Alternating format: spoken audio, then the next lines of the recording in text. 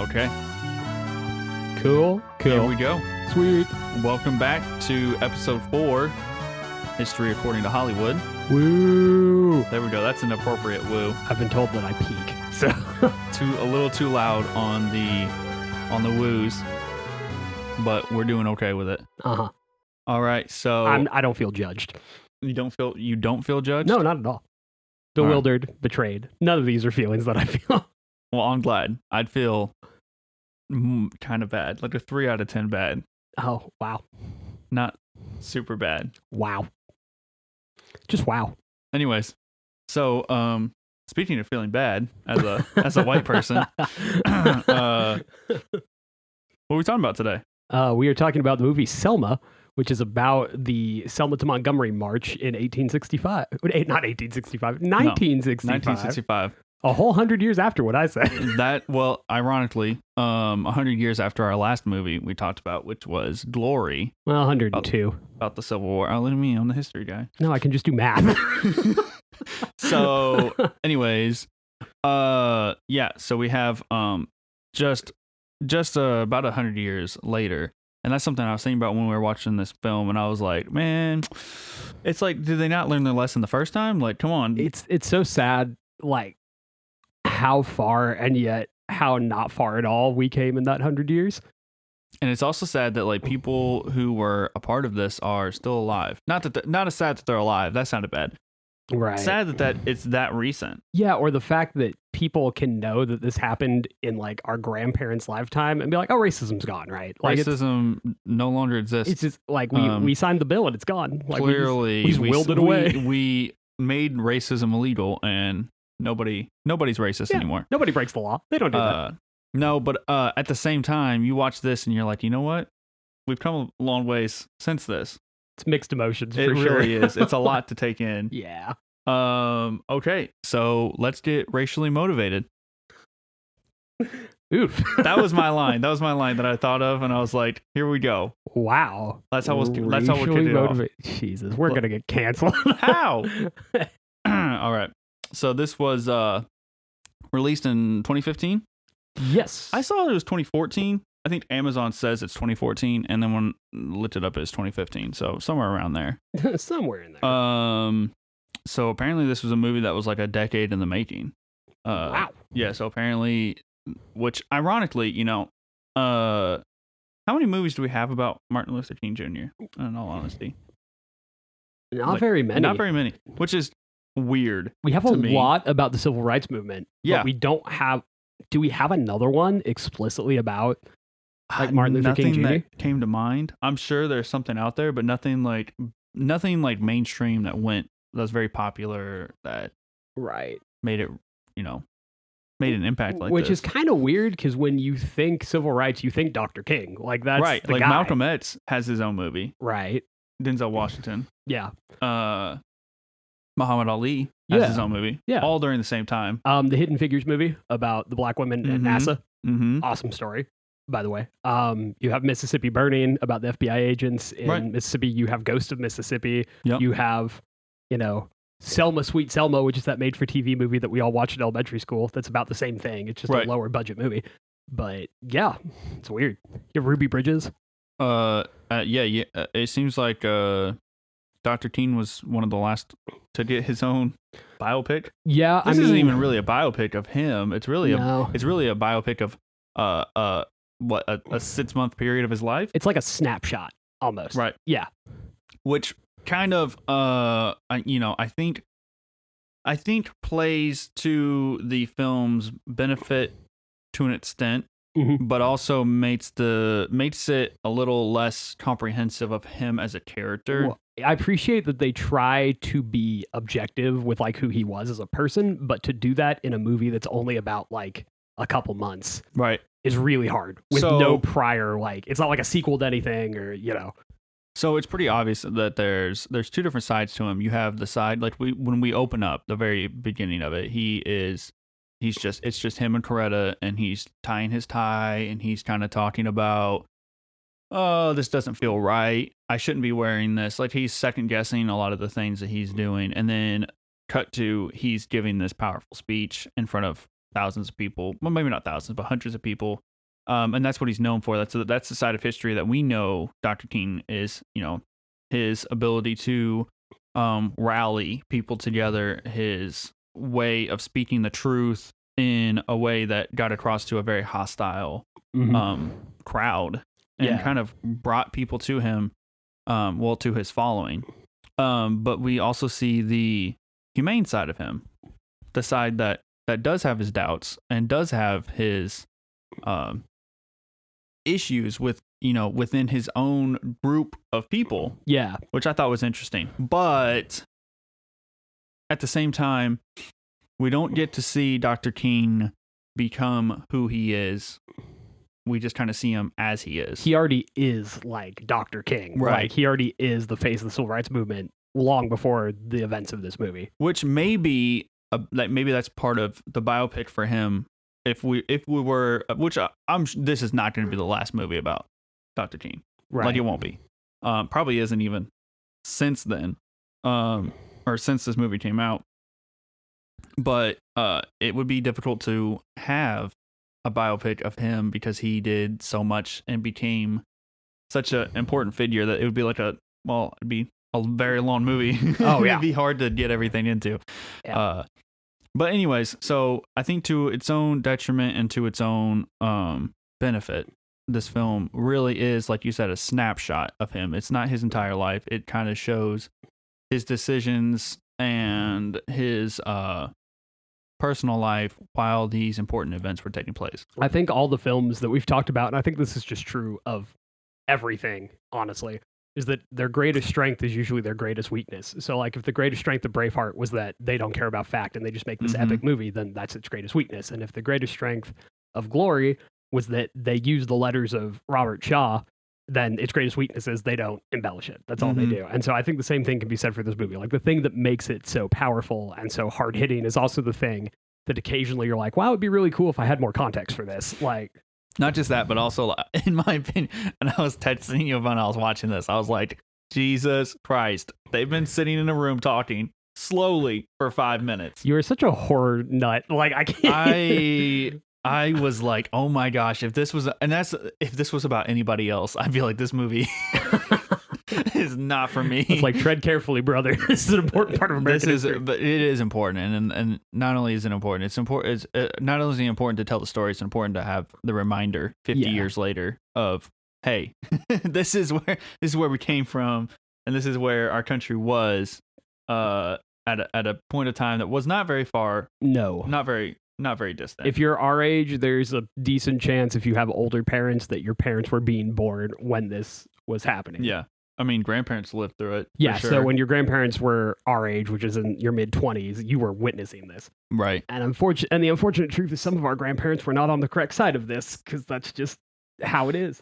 Yeah. You know? Maybe not ours specifically, but people's grandparents may have changed their minds. They may not have, but not everybody gets to be the good guy, like... Which I liked, and this is something that's maybe kind of controversial. History is, without not trying to be a pun here at all, history is rarely black and white. And it never usually, usually there are explanations for both sides. Not trying to explain racism or the violence that took place in any way. But there was quite a few scenes specifically between like LBJ and J. Edgar Hoover and like I forgot the name of the Alabama governor. Oh, George Wallace. Well, they're talking about why people can look at what he was doing and say like, oh, that's a problem. Because essentially what he says, and this is, LBJ says, you create a disturbance, violence ensues, and then you have a call to action as a result of the violence, which is what happened. Yeah. And I mean, the problem here is that, they were fighting for not only just equality, but basic human rights. And so it's like, yeah, you can, and he said this multiple times, you can make this go away. You can sign a piece of paper and make all this go away. You can just legally make us be treated equal, and this will never be a thing. But they're like, well, you could also just not fight for your freedoms and not fight for your rights. And he's like, well, I'm not going to. So I do like that Dr. King and most of the activists, if not all the activists in the movie, have at least one dialogue where they repeatedly remind the audience and their contemporaries that like there are vigilante murders happening all of the time in the South and in segregated states. And there is vigilante crime and arson and beating people going on all the time. And nobody cares unless you catch it on camera. Right. And force them to see it. And so the great hypocrisy of Johnson and Hoover is that they don't want to talk about what happens when there aren't cameras.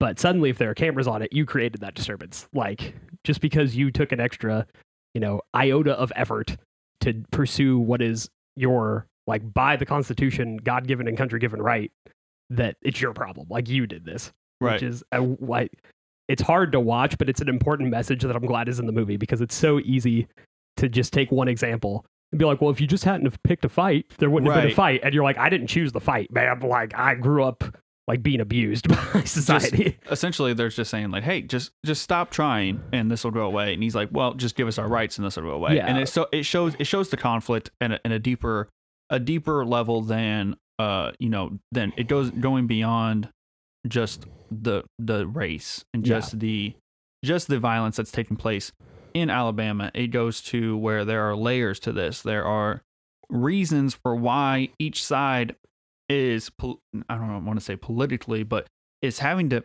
strategize their next move, because you can't just have a war. Yeah. You can't just, walk away. There's conflict that has to be resolved, and neither side's willing to budge. Yeah, and it's that thing where the people who oppose like Dr. King and the civil rights advocates don't have a leg to stand on other than they're simply racist. Like, that's all there is to it. And so every time they're called on it, their answer is, well, this is just the way things are supposed to work. This is the way things are. And there's we have a way of doing things down here. Like George Wallace says, and Lyndon B. Johnson's like, are you kidding me? Like, that's your answer to why this is happening? There's a great line. I mean, it's Martin Luther King. Like, you could fill this podcast episode with like, oh, there are lines from speeches I really liked. Like, of course, there's a line early on that he kind of comes back to later.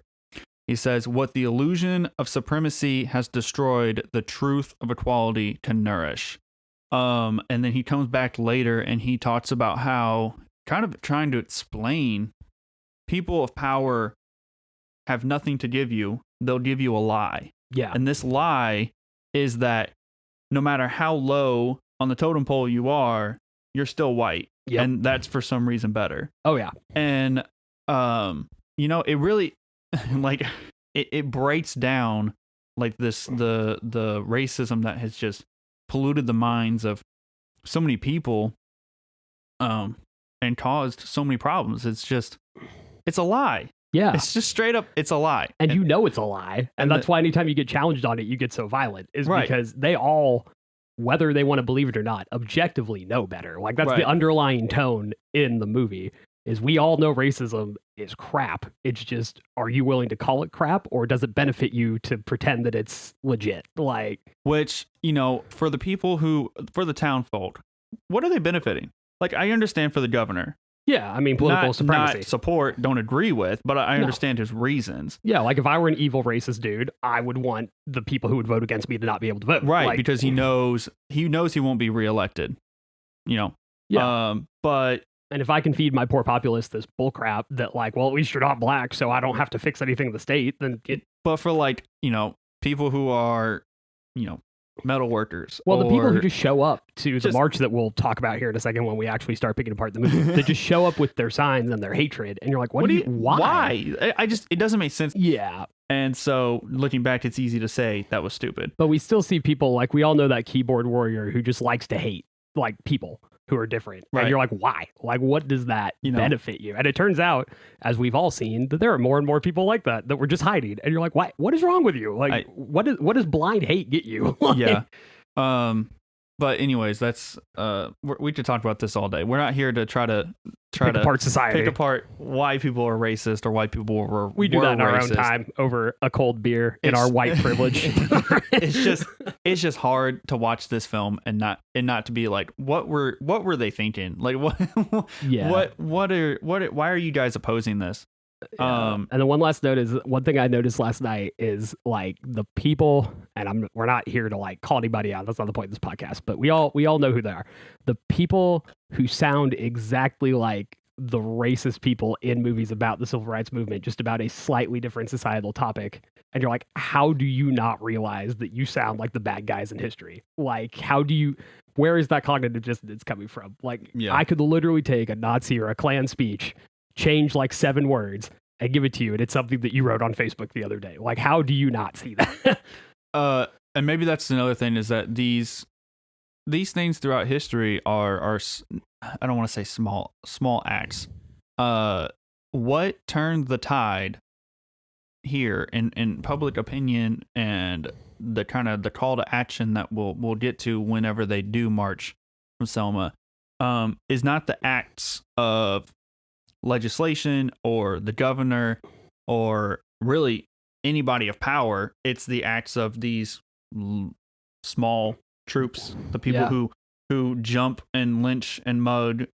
It's not even the acts of the people who are fighting for their rights. It's the reprisals against them that get people motivated. Right. Like, it's not, I don't want to say people didn't care. People didn't care enough about the idea of African Americans being treated equally in the entire country to get off their butts and do something about it. Most people, but more people did care when they watched them get beaten and gassed and attacked by police dogs for simply trying to march across a bridge.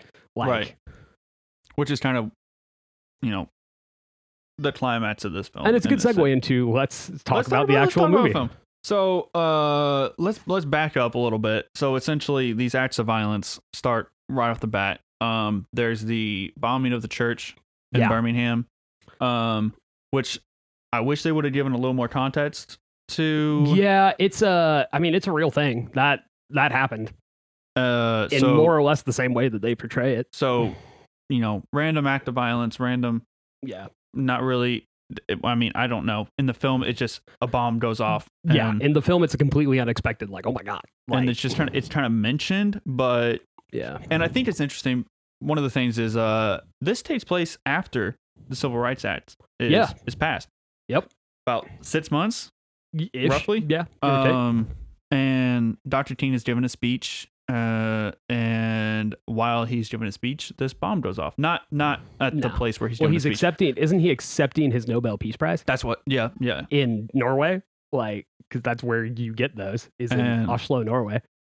And in Birmingham, little school-age girls are being killed for absolutely no reason. So it shows that there's been progress, and there's still a long ways to go. Yeah, it's a really, really strong message, because he's being honored for all the good work he's done and the peace that he has tried to usher in, and then boom, like, your piece is literally ripped to shreds. And not to overstep to where I'm talking about the history, but at the same time, the Vietnam War is taking place, which is like a recurring like sub theme. Right. In Dr. King's philosophy during the movie and in real life is like, really? Like, are you kidding me? Yeah, so we're gonna send people over to Vietnam, but we're not gonna send our troops down to protect our own citizens. Yep. And if you are an African American, if you're a black man, you can get drafted and shot in Vietnam, but you can't vote. But you can't vote. Mississippi. Yeah. Well, technically, legally, you can vote, which is another early on scene. Is Annie Lee Cooper, played by Oprah Winfrey, is attempting to. She fills out the registration to vote, and I think what they say was the 5th time, something like that. Yeah, and she's one of those people who won't be like bullied by the system. Like, she keeps trying to assert her constitutional right. So, and they mentioned that every time they register to vote, their name and address is published in the paper. Yeah, like, here, go target them. Like, holy crap. Oh yeah. Well, and the questions that he asks, like, when I go vote, it's like, where's your ID? Yeah. Great. Okay. You're in the system. Good job. This was something that actually a high school history teacher talked about, that he I don't remember the exact context, but essentially him and other history teachers were given this test that was like, this is what people of color in the South, well, I don't know exactly where, I guess it goes county by county, but I mean, it was all vaguely the same. Like they all Yeah. had their like entrance exams if you were Right. an African American person trying to vote. so this was the test that they were given as just regular citizens. And he said him and a bunch of these history teachers tried to take this test, and very few passed. There are a couple of examples of them being required to translate something written in a foreign language. Okay. And I think maybe if I remember high school history correctly, there is a documented example of one of them being in Mandarin. Nice. Yeah. So, and we won't even get into the hypocrisy of the level of education and intelligence of people who were administering these tests. Yeah. Yeah. anyways, like I said, we talked about this all day. Yeah. LBJ says, proudest moment of my life was signing the 64 Civil Rights Act. It's interesting looking back with my very limited history experience, or not experience, Agreed. knowledge. Correct. Thanks, Kyle. You're welcome. It's limited. It's not non-existent. I think of JFK for the civil rights movement. I don't think of LBJ. That's interesting because historians think the exact opposite. Like JFK's social memory, his like ethos, is that he was an advocate for civil rights. Dude could not have cared less. Like, not to offend any JFK fans out there. I know you're out there. He wasn't opposed to it, but he didn't care. Like, Right. he was not gonna go to bat for civil rights, despite the constant portrayals of him, and at least not that I know of, not that any firm proof has given. So it's not impossible that he intended to, but there's really not a lot of policy and not a lot of factual evidence backing up that JFK was willing to go to the mat for civil rights. LBJ is going to be our president here. This is already after the assassination. Another little tidbit. Of Kennedy, for the record. Right. Yeah. Sorry. No, it's okay. It's just Martin Luther King Jr. was assassinated too, right. as was Malcolm X, and he briefly appears in the movie. So a lot of assassinations during this time. Which also, J. Edgar Hoover is in this film. Yeah. He's the director of the FBI, correct? Yeah. That dude. So early on, him and LBJ are talking about Martin Luther King, and they're saying like, he's kind of this is what he's doing. He's heading down to Alabama, and J. Edgar Hoover's like, without saying it intentionally, he's like, we could kill him. Like, oh yeah. Well, he does like, dude, implies too light of word. He all but just says like, we can kill him if you're tired of him. That's like early on, and then he's like, well, there are other ways we could go after him. And later, that is they send a tape to Coretta, his wife, and basically implied that Martin Luther King Jr. is cheating on her. Yep. I like too that it's implied early on that the FBI is kind of doing this of their own volition, because Johnson's pretty unreceptive to what, like, yeah, he's like, leave him alone. Hoover's not telling leave him him alone, but he's like, no, he doesn't tell him not to, but he's like, I'm not signing off on this. Yeah, no, like, what are you doing? Yeah, like, and multiple times throughout the film, there's also like little words come up on the screen, and it's oh, he arrives in Selma. This is an audio recording, or this is from a phone call made at this time, and it's like, dude, put the dates in. I really wish they put the dates in, because the time of day doesn't really matter. I think the thing is there are only two like actually like inaccurate parts of this movie. The first one is that they intentionally mess with the timeline a little bit just to fit it into the movie, which is probably why they didn't put the dates on the FBI things. And then the second thing is that there is no like definitive proof over whether Dr. King and Johnson were ever at each other's throats like they get in this movie. Like, it's kind of a 50-50 split. Like, some people think they were, but then some people are like, no. So I wouldn't even call it inaccurate. It's just one of those fun things about history, that people are always going to have a different memory of their loved ones than other people are. So like, like, there are historians and people who experience it who are like, Dr. King and President Johnson were always respectful of each other and their struggles, but were you there all the time? It's just one of those questions of like, did this person see something you didn't see, or did this person hear it differently than so. And they kind of, there's definitely a mutual respect, but they do get heated in their discussions throughout the film. Oh yeah.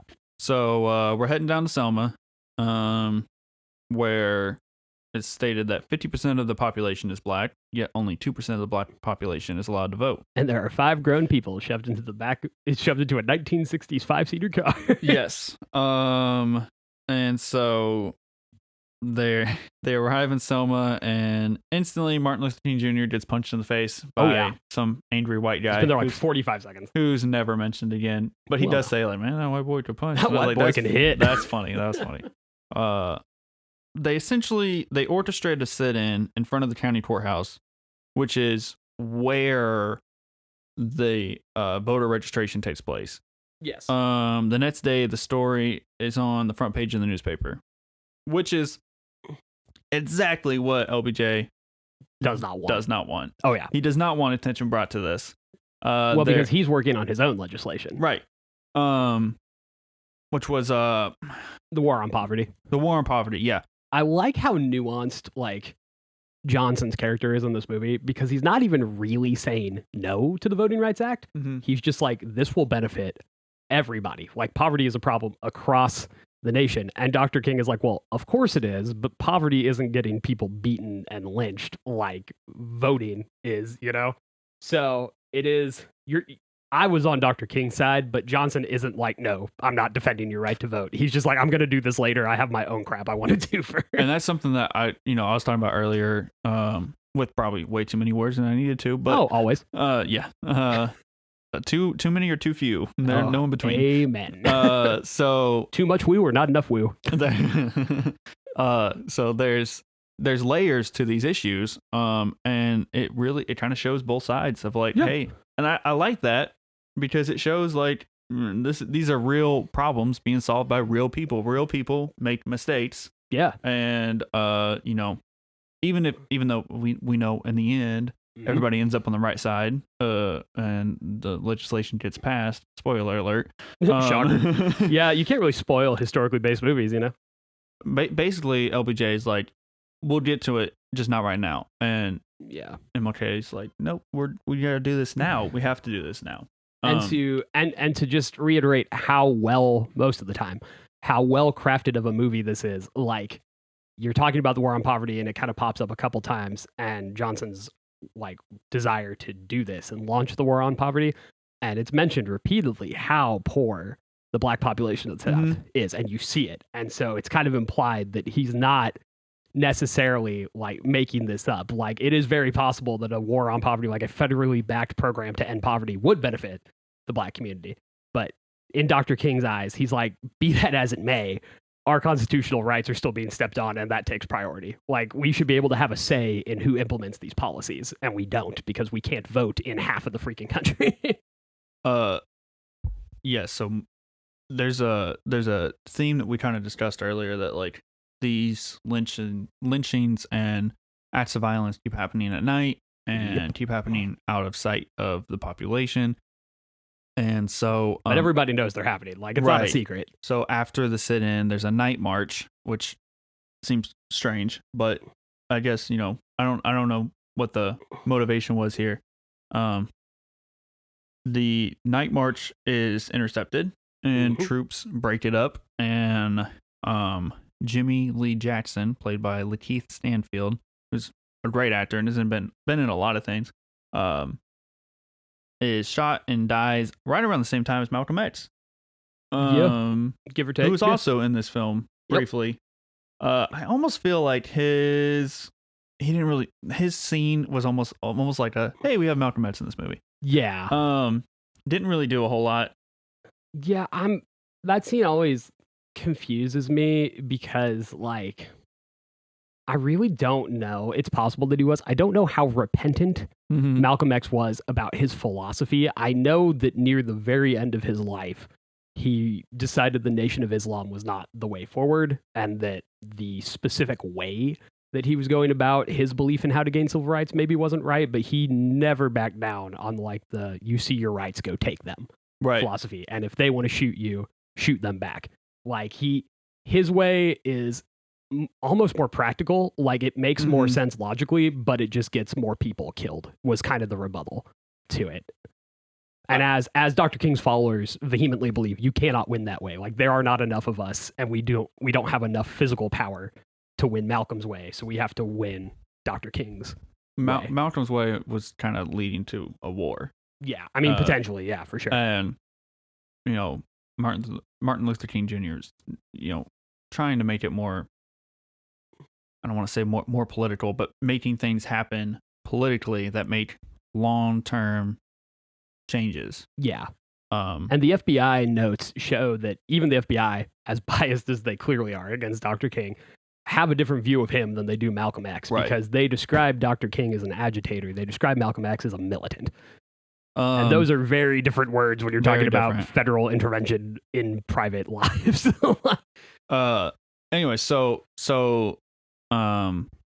this guy Jimmy Lee Jackson is killed in the middle of the night, and nothing happens as a result. Yeah.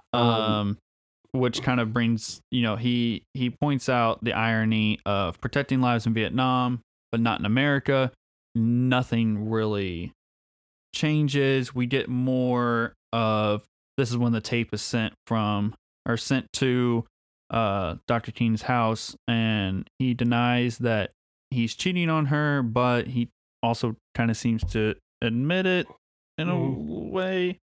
Yeah. I don't know if that's is that a history Let me note? double. I'm pretty sure he did. Is there any proof that he cheated on Coretta King? I'm fairly certain that is a thing that is true, that he did cheat on her. So it's one of those very difficult and hard to walk lines, because the question, I guess, as a historian, is how much do you believe the FBI reports? Because the FBI says that he wasn't like a serial cheater, but that he did cheat on her several times. Coretta King went to her grave arguing that she was certain that he was faithful. And then the question is, like, how would that finding have had enough weight to dismantle him if that's your goal as the FBI? Right. And I think the directors of the film are kind of like, good man does not mean perfect man, and good leader of man does not necessarily mean good man, and kind of went that route with That's definitely something that's shown throughout the film. I feel like, so part of this, and this may be part of my, not issue with the film, but just something that kind of took me out of it, is that we're balancing the biopic, and we're balancing him as a man, and we're balancing him as a leader. Like, well, not just that, like his problems and his triumphs at the same time, but we're also balancing this historical event that takes place, and even talking about it here on the podcast, I keep trying to do both at the same time, and it's kind of difficult. So what I was trying to get at earlier was that Jimmy Lee Jackson is killed in the middle of the night. Nothing happens. Nobody cares. Then we get the first march from Selma to Montgomery, and which is awful. Which they don't get out of Selma. They don't get across the bridge. So man. So the bridge, the Edmund Pettus Bridge, they essentially are beginning the march without Dr. King. They get to the other side of the bridge, and troops attack. There's no way around it. It's not defensive. It is a full on push them back across this bridge. Very militant. Tear gas, using nightsticks, and the mistake that these awful people make is they do it in the middle of the day. Yeah, it's actually called Bloody Sunday. Yeah, in history books. Like, it's difficult. It's difficult to talk about and not feel angry about, even all these years later. And this kind of turns the tide of political opinion, or of popular opinion, but really brings us into the forefront of a lot of Americans' minds. I mean, like, the next, other than the like fallout of this march, which is just absolutely god awful, and the reporter is crying into the phone. Like, there's you see it, but it's narrated by what I'm assuming is taken from an actual newspaper, because or it's very close. This reporter who watched it is reporting back as they used to do in the 60s before cell phones existed and before the internet. you would write it down, and if it was breaking news that you knew was going to need to be featured the next day, Right. you would call your station. And you say it verbatim. And over he the is phone. he is in a phone booth reading his notes on it, and he's openly crying while Right. he's talking about it. So it's difficult. The portrayal is difficult. I've seen pieces of it, the actual footage. It's not easy to watch. It's even worse, like somehow. Like it's real people. Well, yeah, but I mean, like, they did a really good job of not holding their punches on film, but there is only so much you can do to, like, fabricate the sheer hatred of, like, moments like that. Mhm. And then when you see it, it's kind of like when you watch a World War II movie or something about the Holocaust, and it's awful, and it's heart-wrenching, and then you watch actual footage of it, and Yeah. it is just even worse. Yeah. Same thing. Like, so this is kind of the biggest call to action that the civil rights movement has at this point. it's also our first big leadership moment of a very important secondary character, which is the late Senator John Lewis, is one of the leaders of SNCC, which is the student. I'm the historian and I forgot. I'll look it up. But he's the leader of not a competing, but a non-affiliated with Dr. King civil rights group made up of younger people. And they are also in Selma, trying to organize their way, and he and the other leader constantly butt heads, but he goes on the march by himself, like just as John Lewis, and he gets a skull fracture from a state trooper. And yet he still picks up other people and helps guide them back to the church where they started. And there's a guy who says, "Let's get the guns, let's go back," and he's talked down because that's not. Obviously the gut reaction would be to fight back. Oh, of course. Yeah. But the importance of what Dr. King and his group was doing was that they are showing the nation the problem that is right under their noses.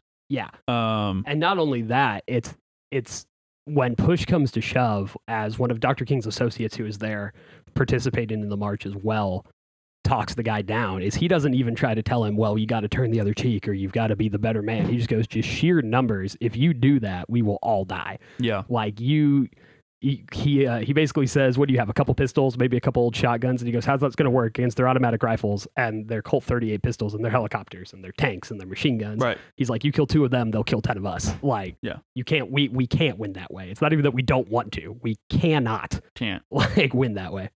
Not only is Bloody Sunday televised across the nation in that evening or that afternoon's 5 o'clock news, it is also MLK's call to action, "Come help us," is also televised, and a lot of people show up. Oh yeah.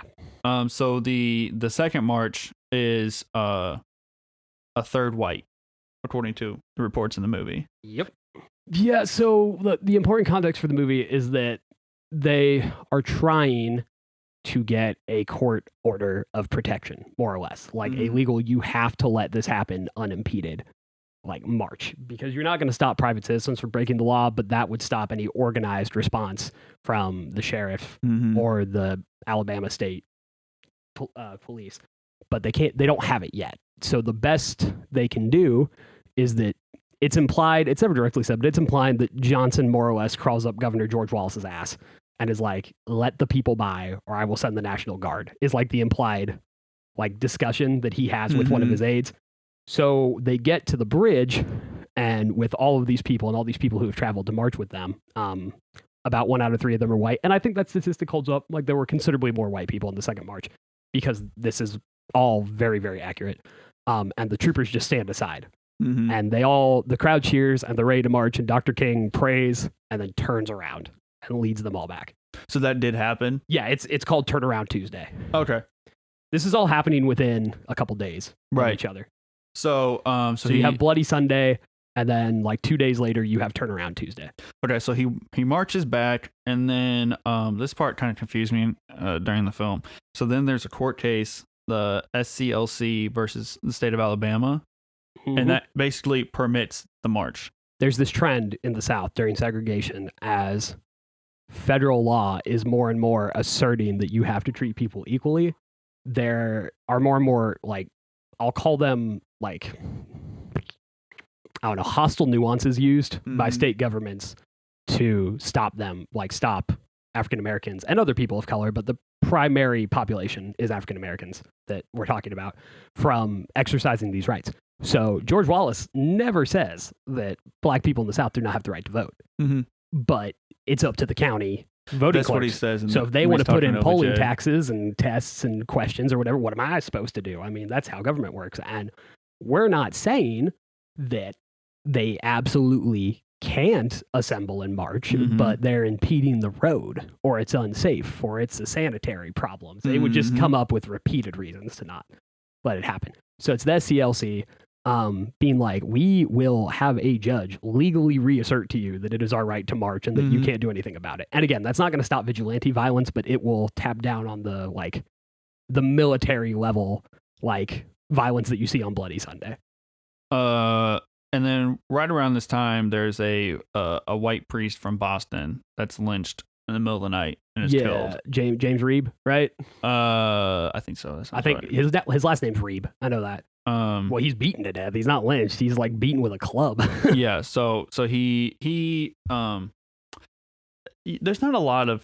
I guess I shouldn't say there's not a lot of. This is one of the kind of exceptions of a white person being lynched or being killed in the South. Yeah. I mean, the thing is, the only reason it doesn't really happen a lot before the civil rights movement is there just aren't very many. There's never none. There's always an exception to the rule. But there's not very many white people in the South who are willing to be killed for their black neighbors, because they just aren't. So in that, again, that's another real thing that happens, and it happens pretty much date-wise. The way it happens in the movie is that James Reeb, I just found his name. So James Reeb is a Unitarian minister from the North. I think he says he's from Massachusetts, Boston, right? I think is what he says. So yeah, Massachusetts. It's him and 3 other ministers, and the literal evening of the turnaround march, they are hunted down and beaten with clubs by 4 KKK members. The other 2 survive, but Reeb was injured so badly that he died 2 days later. Okay. And so, this is, I don't know if this is much more of a call to action, but when the march takes place, there are a lot of people involved in this. So when it finally happens, the march is pretty significant. And we actually, in the film, we cut to actual footage of the march from Selma to Montgomery. Yeah, they finally managed to do it. Johnson is finally, in the movie, he is pushed and prodded by the public backlash, the fact that you now have white Americans being murdered. Which is kind of, it is sad that it takes that to move this it's forward. awful. And in the movie, I love how in the movie they don't shy away from it, because Dr. King literally looks at Johnson and be like, I heard that you visited James Reeb's, or you called, you called Dr. Reeb's wife, and that's a good thing to do, and you are a good man for doing that. I only wish Jimmy Lee Jackson's mother had received the same sympathy from her president. And so it's that not at all disguised shot of just because you are less racist than the people I'm fighting, don't think I don't see you. And that's something that, again, it's not that a white person died and now suddenly everything's different, but it's sad that it takes that to get the attention of some people. Yeah, and the fact that you can't disguise it anymore, that it's, and this is, I hate even having to say this, but you can't fake justify it anymore. Obviously these people are just violent and filled with hate. Right. Because if it was just about the social order of things, why are you killing white people? They have the right to do whatever they want, right? That's your whole state thing. So now you're killing them for so yeah, and it's just one of those things that makes you it's so infuriating. I hate that it was even a thing that happened. I hate having to acknowledge that was the thought process of most of white America, but it was. It's kind of like during the Civil War, just because you didn't like slavery didn't mean you thought black people should be treated equally. Same thing here. Just because you didn't like segregation didn't mean that you were going to march for black people. But when the white dude from Boston gets his head caved in, suddenly it's oh, damn. Yeah. Anyways. Yeah, it's disgusting, but it worked. It worked. So the march takes place. MLK delivers a speech at the Capitol in Montgomery, which I'm sure Wallace was just super happy about. I like how in the movie, and I can't back this up with historical fact, although it might be, but in the movie, Johnson is pushed to act by the fact that George Wallace is just an unrepentant asshole. Yeah. And he's like, "What, dude? Just let it." He's like, "Why do you care? Why do you care so much? You rule Alabama. Just let it ride." And he acts like it's the county registrars that are the problem. And it's like, dude, no. And another example of because it's not a perfect film by any means, but some of the really good film crafting that goes into this movie is Dr. King has a discussion with President Johnson about, do you want to die and be remembered in history as because he goes, nobody will remember the Voting Rights Act, Mr. President. Nobody will remember it. They'll remember Selma, and they'll remember the bus boycotts, and they'll remember Jimmy Lee Jackson being murdered and the people who have been killed. And do you want to be remembered as the president who said, "I can't, I won't wait," or do you want to be remembered as the man who does it? And he kind of blows him off in the moment. He uses that against. And then I think it's just George makes Wallace. it real to him. Like he realizes what that looks like in person. Because George Wallace is like, well, I'm not gonna, we do things a certain way in the South, and I have no control, and blah, blah, blah, blah, blah. And Johnson throws the line back at him, and he goes, we shouldn't even be thinking about 1965. We should be thinking about 1985, right? Where we'll both probably be dead, and Johnson dies in I think the 70s. So yeah, he dies relatively soon after the events of this movie. But he's like, do you want to be remembered as the man who said, "I can't, I won't," whatever. And George Wallace was like, well, I don't think you should care about the people in the future. And you could literally see in Johnson's face that he's like, I do. And he goes, well, I'll be dead. I think he says something in the movie along the lines of, well, George, I will be damned if I am mentioned in the same chapters of history that you are. I will not be mentioned in the same chapters that you are. And Wallace doesn't care, but I'm like, that is a hell of a thing for your president to tell you. Right. Total side note, Tim Roth plays George Wallace. Dude, all the actors in this just, yeah. Tim Roth does his accent. I mean, his accent is so spot on. It's so good. And the thing about George Wallace in history is he's a bad dude. He just is. And he's inarguably at least a very racist by today's standards and decently racist by the 60s standards guy. But the question that historians still really can't answer is, how racist is George Wallace in his own heart versus how much does he just view it as a really convenient political expediency? Like, he's not racist. Right. He is. That's inarguable.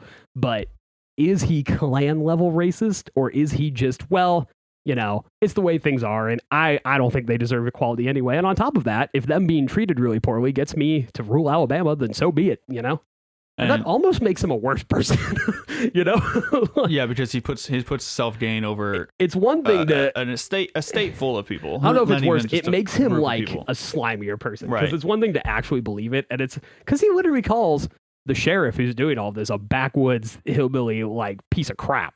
Right. He's like, you tell him to stand down, and the colonel of his state police is like, Jesus Christ and Elvis could both talk to the sheriff and tell him to stop, and he would beat both of them and throw them in jail. which is hilarious, but horrible at the same time. So awful, but it's a funny line. Just the delivery is really funny. It's just funny.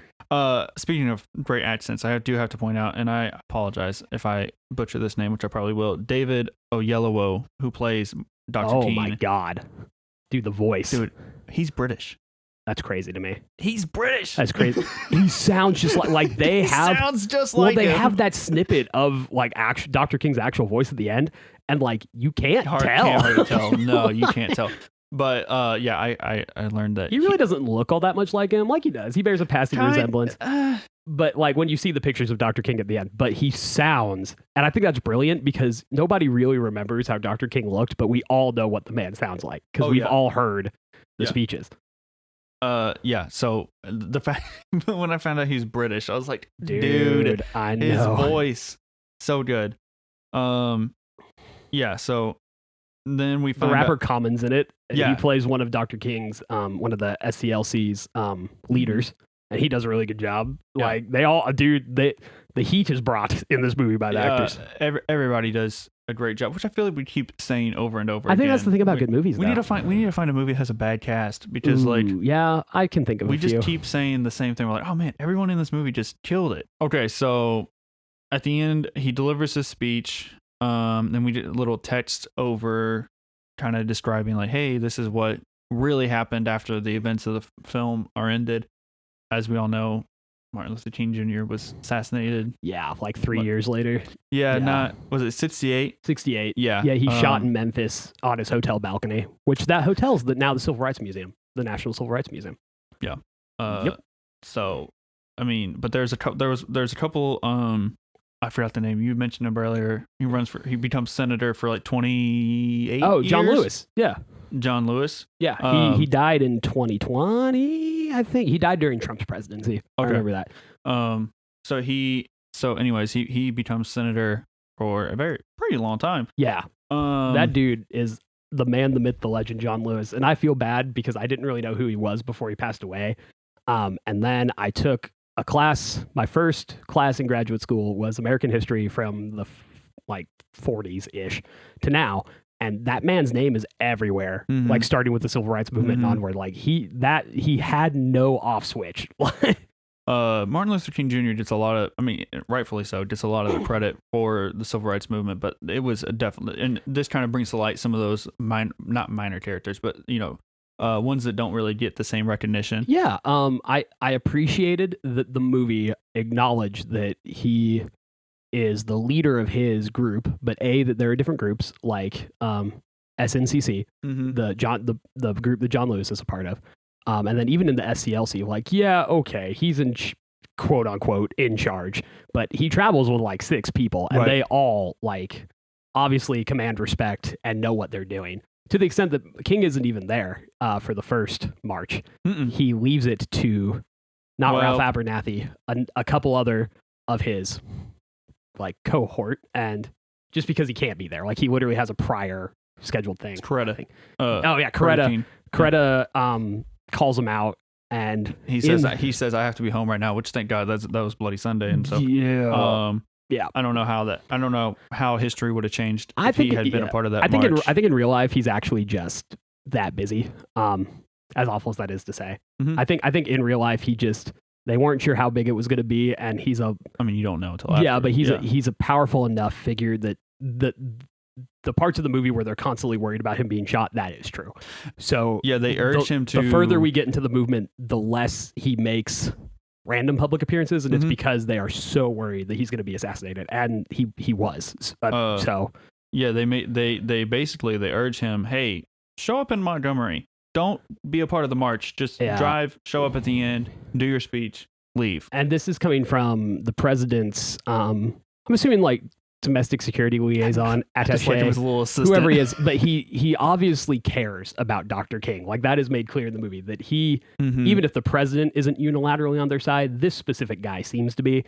There's a scene where when King is in the White House talking to Johnson, he is meeting with some of Dr. King's friends, coworkers, brothers in arms, whatever you want to call them, part of the SCLC conference. I feel so bad for not knowing their names, but there's a lot of them and they're all very important. And I didn't have time to write them all down for this, but they are talking, and a tactic that had been used was that, well, if we warn them there's a security threat, they won't go. So sometimes, yes, the FBI would make up a security threat or blow one out of proportion to try to get him to not show up. And that's brought up by the SCLC. And this guy looks him in the eye and he says, this is a threat coming out of the same county in the same area that Selma is in about organized force if Dr. King shows up. And he goes, I am telling you right now, if he were my man, I would not let him go. Right. And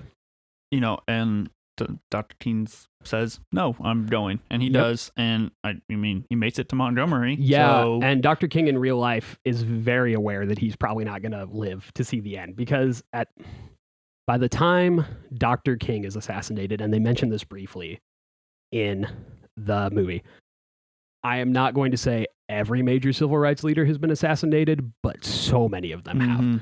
Malcolm X is killed in 1965. Bobby Kennedy, though he wasn't ever president, I think he was running for president. He was running for president, and he's a pretty firm believer in, like, we need to keep up the battle for civil rights. He runs against Johnson for the Democratic nomination in 68, or Humphrey or whoever it is. He gets killed in California. In 68 as well, right? Yeah. After King, I believe, but yes. And then they mentioned Medgar Evers, who was killed in, I believe, 1963, but it might be 1962. He was an up-and-coming civil rights leader who was very, very well known in his area and was becoming nationally recognized and was very stalwart, and he preached the same message King did, and he is killed in his own driveway by a guy with a hunting rifle, and he bleeds to death in front of his wife and kids on his front porch. There are, I can't remember their names, but I looked them up, so I apologize for not remembering.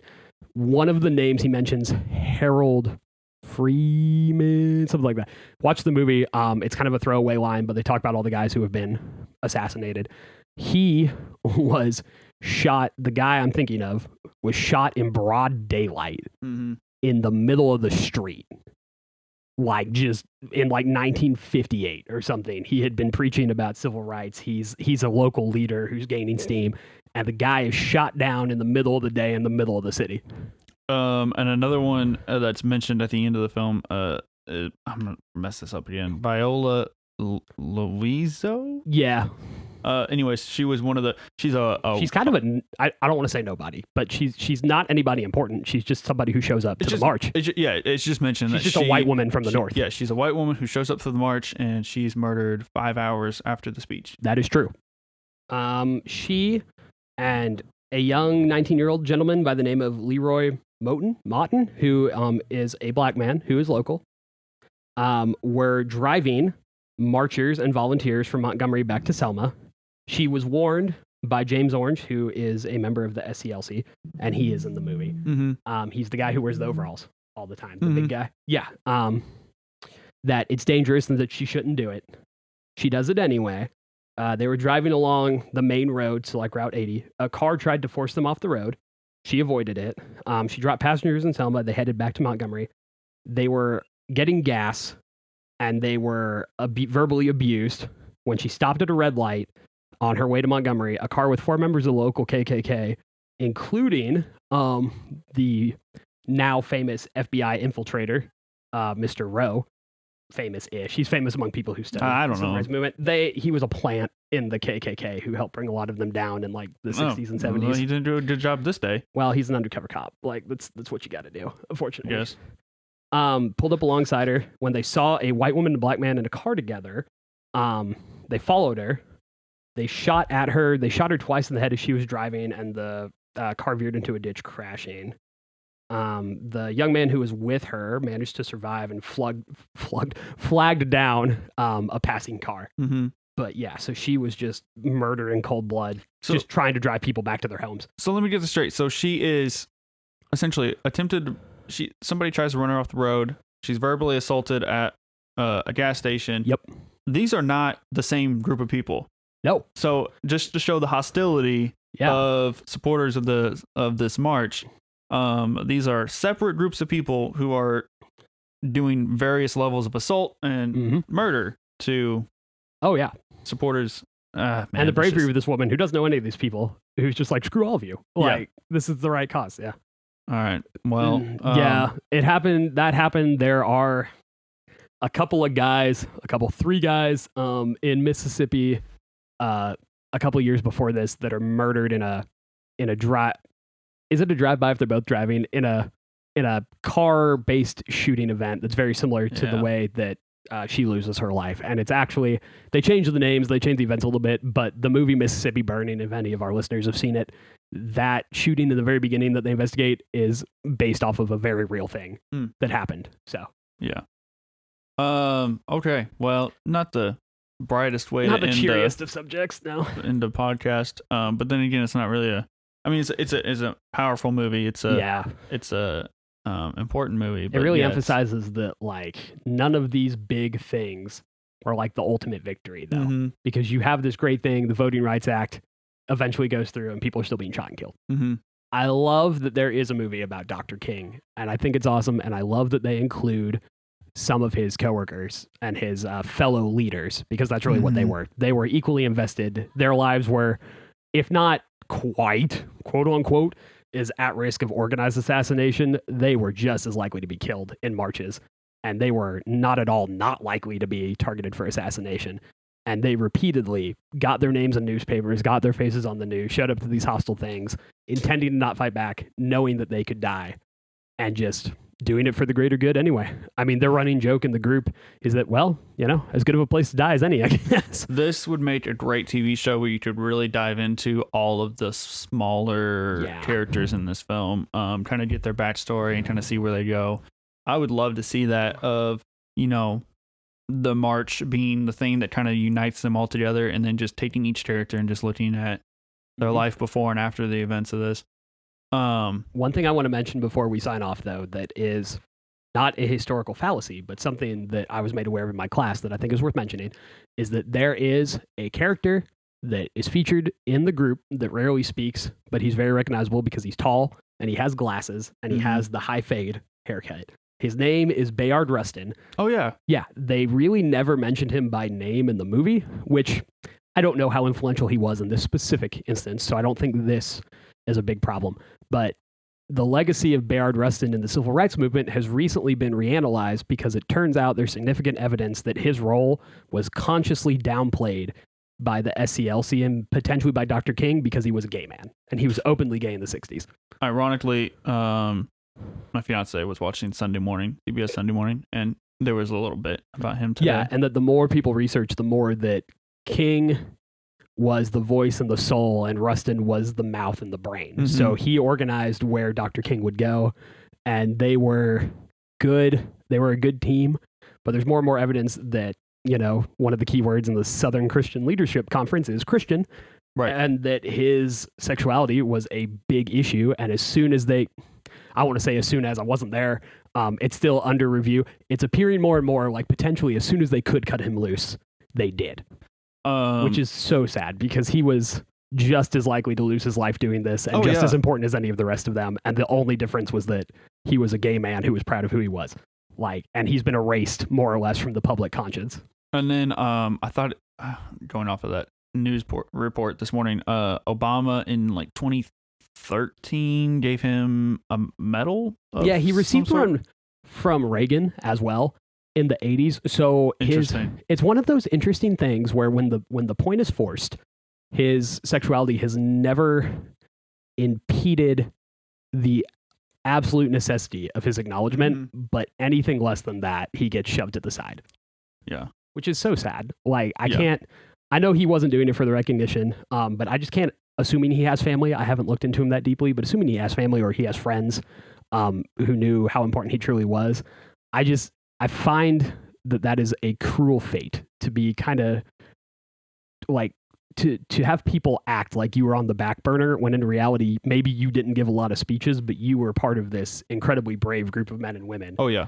Who pretty much everybody else, even Mr. Orange, or Dr. Orange, I'm not sure if he had a degree, and Ralph Abernathy and John Lewis and all these other very brave souls who did this and worked with Dr. King or with other organizations, at least have partial name recognition. And you were there and you were in the back designing everything and they needed you and then you're just ignored for decades. Well, okay. Well, let's just wrap this one up. Yeah, man. Why not? Now that we're all bummed. Yeah, so like I was saying, this is not the best way to end I just think it was a good message of just because people are on the right side of history and just because they are good people does not mean they are flawless people and that they don't have their own internal issues and prejudices. Yeah. So... I mean, there's even some condescension when they meet the student, the student caucus that John Lewis is a part of. They play nice, but it's clear that Dr. King and his guys don't really respect them all that much. They were sent to kind of take over, and there's a power play here.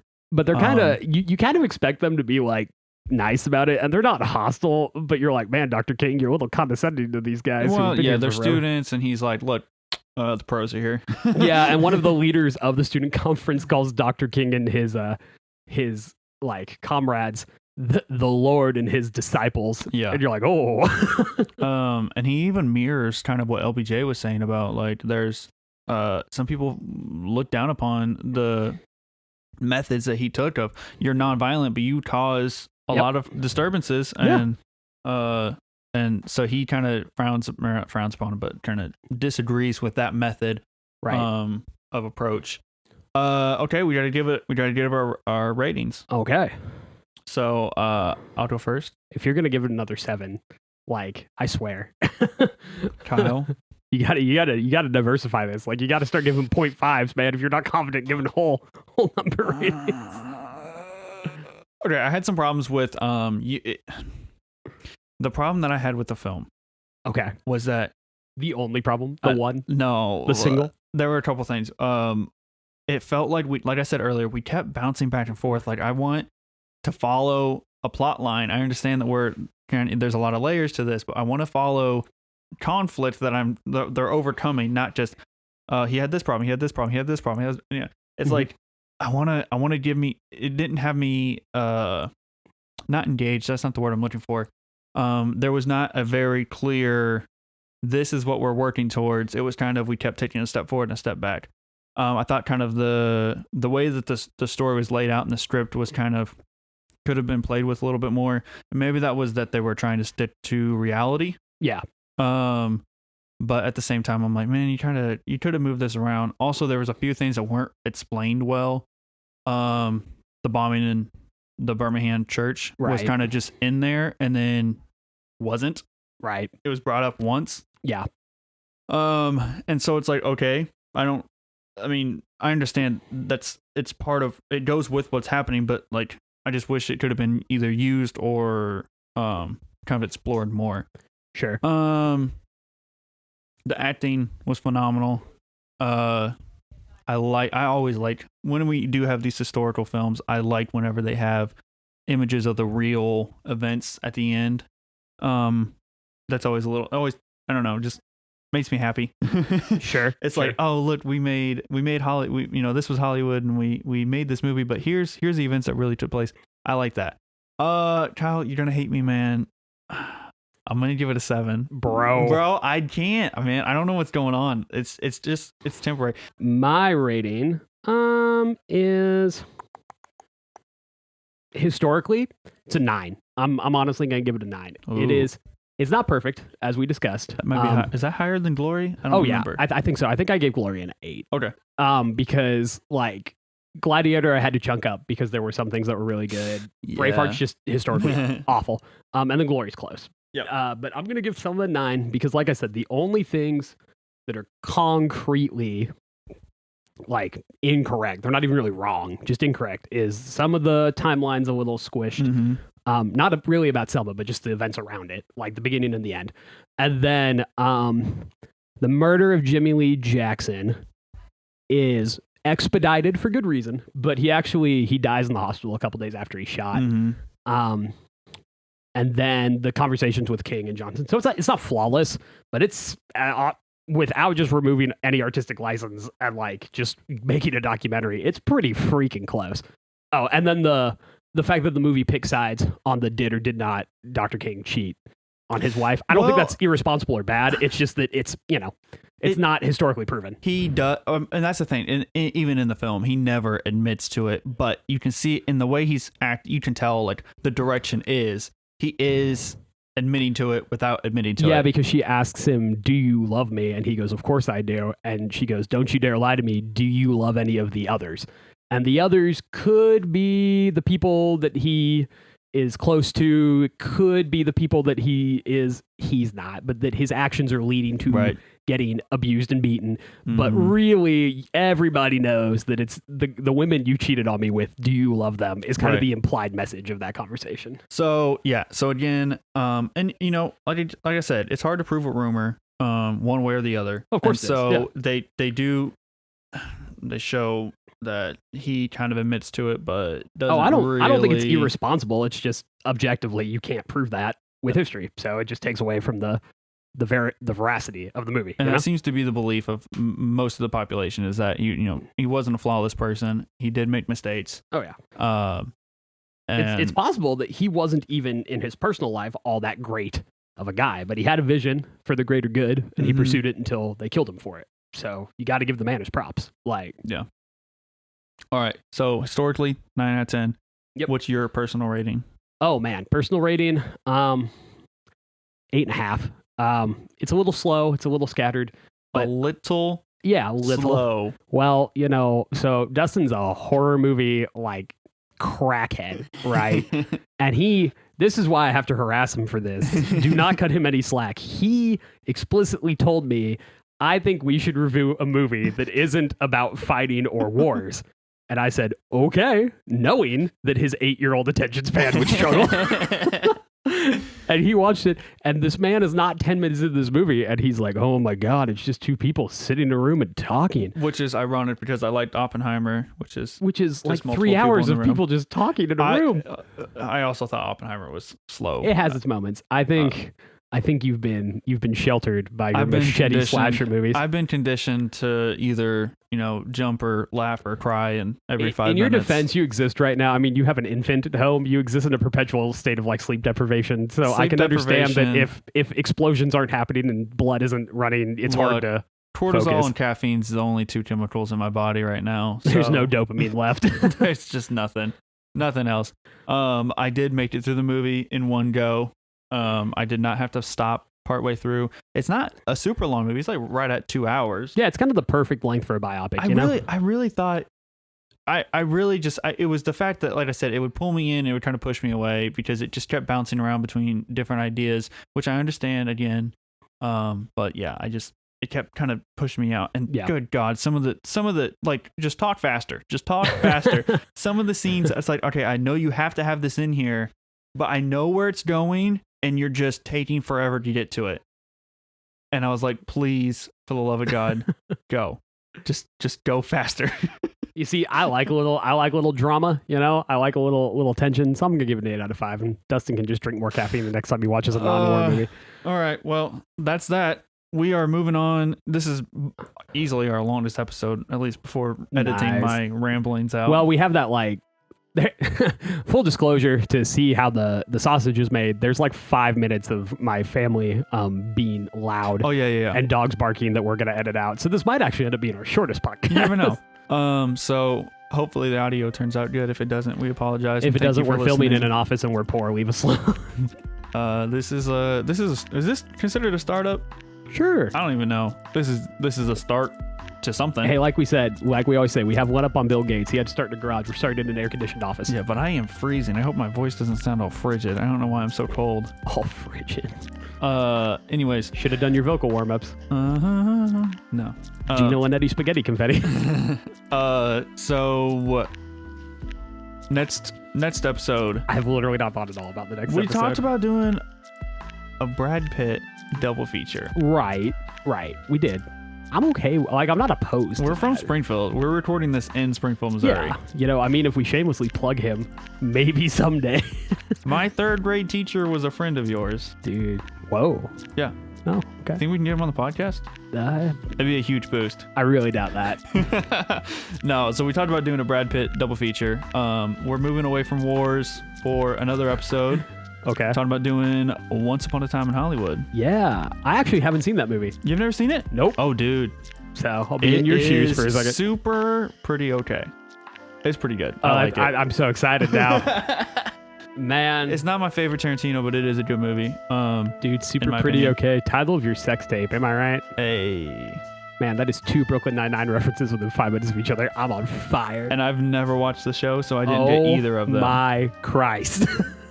So anyways, gosh, now we're at now we've talked for 5 more minutes. Again, I'm gonna have to do a lot of editing on this one. Adult ADHD is alive and well. Okay, leave us alone. It's been a rough couple of weeks. Yep. But anyways, moving on. All right, guys, that's the episode. See you next time. See ya.